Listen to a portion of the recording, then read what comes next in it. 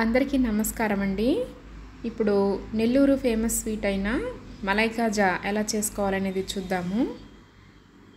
ముందుగా స్టవ్ వెలిగించుకొని ఒక మందపాటి ప్యాన్ పెట్టుకోవాలి. తర్వాత 1 కప్పు వరకు షుగర్ వేసుకోవాలి. అలానే 1 కప్పు నీళ్లు పోసుకొని ఈ పంచదారనంతా కరిగించాలి. మనకి స్టిక్కీగా కాస్త జిగురుగా వస్తే సరిపోతుందండి. దీనికి పాకం అలాంటిది ఏమీ రానవసరం లేదు. పంచదార అంతా ఇలా కరిగిన తర్వాత 1 పావు టీ స్పూన్ వరకు యాలకుల పౌడర్ వేసుకోవాలి. అలానే ఈ పాకం చల్లారి గడ్డగట్టేస్తుంది కదండి, అలా క్రిస్టలైజ్ అవ్వకుండా ఉండడం కోసం 1 టీ స్పూన్ వరకు నిమ్మరసం వేసుకొని తర్వాత స్టవ్ మీద నుంచి దించి మూత పెట్టి పక్కన పెట్టుకోవాలి. తర్వాత ఒక కడాయిలో తగినంత పాలు పోసుకోవాలి. ఇక్కడ నేను లీటర్ వరకు పాలు తీసుకున్నానండి.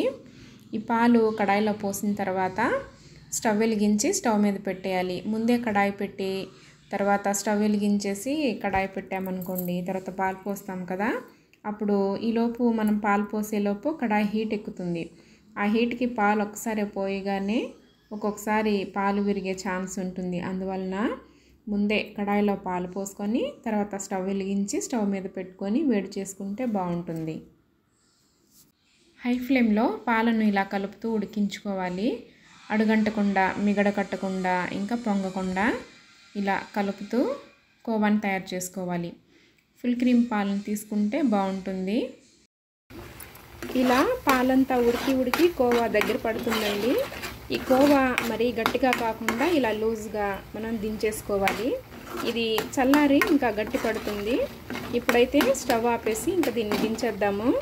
తర్వాత కోవానంతటిని ఒక మిక్సింగ్ బౌల్లోకి వేసుకొని ఇందులో ఒక 2 చెంచాల వరకు మైదా వేసుకొని మెత్తటి ముద్దలాగా కలపాలి. సెమీ సాఫ్ట్గా ఉంటే సరిపోతుందండి.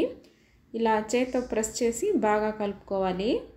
చపాతీ పిండి కలిపినట్టు మనం చేత్తో ఒత్తుతూ కలిపినా పర్వాలేదు, లేకపోతే మిక్సీ జార్లో ఇదంతా వేసేసి గ్రైండ్ చేసినా పర్వాలేదు. ఈ రెండు కలిసిపోయి చక్కగా ఉండలు లేకుండా, పొడిగా లేకుండా ముద్దలాగా రావాలి.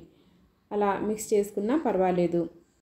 తర్వాత ఈ పిండిని చిన్న ముద్దలుగా చేసుకొని చేత్తో చక్కగా గుండ్రంగా ప్రెస్ చేస్తూ కాజాల్లాగా ఒత్తుకొని ఒక ప్లేట్లోకి పెట్టుకోవాలి. వీడియోలో చూపిస్తున్న విధంగా చిన్ని రౌండ్ బౌల్స్ లాగా చేసి తర్వాత మధ్యలో వేలుతో ప్రెస్ చేసినట్లయితే చిన్ని కాజాలు రెడీ అవుతాయి.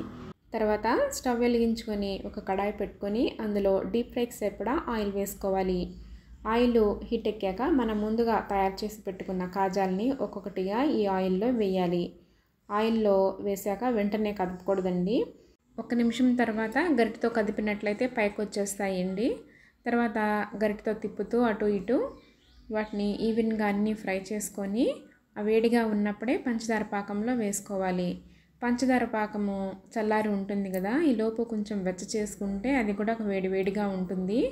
తర్వాత కాజాలంతా మంచి కలర్ వచ్చాక వాటిని తీసుకొని ఈ పంచదార పాకంలో వేడిగా ఉన్నప్పుడు వేసినట్లయితే ఆ వేడి మీద పంచదార పాకాన్ని ఊరికనే పీల్చుకుంటాయండి.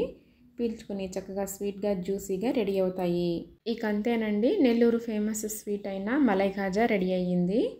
ఎప్పుడైనా స్వీట్ తినాలనిపించినప్పుడు ఇలా చక్కగా ఇంట్లో ఉండే వాటితోనే చేసుకొని చక్కగా హ్యాపీగా మీరు మీ ఫ్యామిలీతో ఎంజాయ్ చేయొచ్చు. ఇలా మీరు కూడా ఒకసారి ట్రై చేసి మీకు ఎలా వచ్చిందనేది మీ విలువైన అభిప్రాయాన్ని కామెంట్ బాక్స్ ద్వారా తెలపండి. మరైతే ఈ వీడియో మీకు నచ్చిందని అనుకుంటున్నాను. నచ్చితే లైక్ చేయండి, షేర్ చేయండి. మరిన్ని మంచి రెసిపీస్ కోసం నా ఛానల్ను తప్పకుండా సబ్స్క్రైబ్ చేసుకోండి. మరొక మంచి రెసిపీతో మళ్ళీ మీ ముందుకు వచ్చేస్తాను. అంతవరకు సెలవు. నమస్కారం.